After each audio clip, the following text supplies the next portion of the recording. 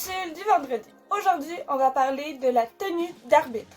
Donc là, au début de la vidéo, vous avez pu voir, je me suis mis en tenue de judogi, en kimono, puis ensuite en arbitre. Puis vous pouvez voir, moi je trouve qu'il y a un petit peu des similitudes entre les deux tenues qu'on doit porter.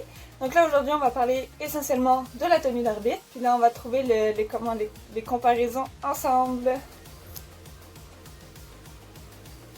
Bon, première chose qu'on peut voir qui sont pareils, c'est le t-shirt blanc et la chemise blanche à manches courtes.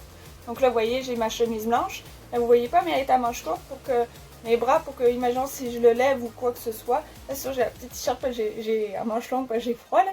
Mais pour que si on fasse des gestes, on ne voit pas quelque chose qui sorte. Puis là, ben oui, là vous voyez aussi, j'ai un petit emblème ici, mais il se cache facilement.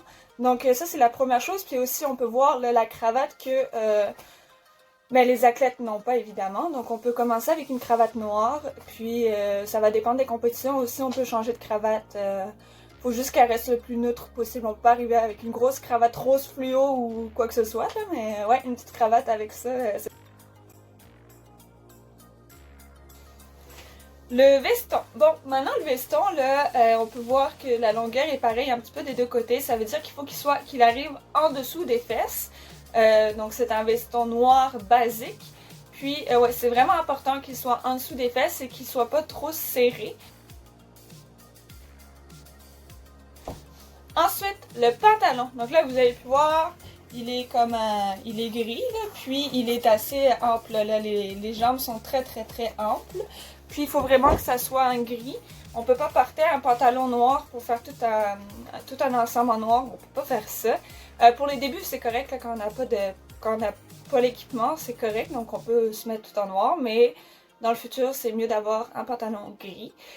Puis ben c'est ça, faut pas que ça soit trop serré non plus à la taille. Donc c'est mieux quand il est très ample. Puis voilà, c'est tout. Puis aussi, en dessous du pantalon, j'ai oublié de nommer, les bas, il faut qu'ils soient noirs. Donc on se présente pas à une compétition avec des bas bleus, des bas blancs, là, c'est vraiment noir, uni. Puis là, c'est aussi important que les bas soient très hauts, pas des petits bas, là, faut que les bas montent quand même haut. Donc voilà, ça fait pas mal le tour. Quelques petits détails autres que la tenue, il y a des petits détails qui vont avec. Quand on fait du judo, quand on fait des compétitions, on ne peut pas avoir de bijoux. Donc l'arbitrage c'est à peu près pareil, là, c'est mieux de pas. En fait, c'est mieux de ne pas en avoir. Donc là, je les ai enlevés, j'ai enlevé mes boucles d'oreilles aussi, j'ai tout enlevé. Puis aussi, le truc le plus important, c'est les cheveux. Donc là, vous avez pu voir que quand j'étais en tenue de kimono, en judogi, j'avais les cheveux attachés. Et là, en arbitre, j'ai aussi les cheveux attachés. Donc c'est important d'avoir les cheveux dans les airs qui ne touchent pas au collet en arrière.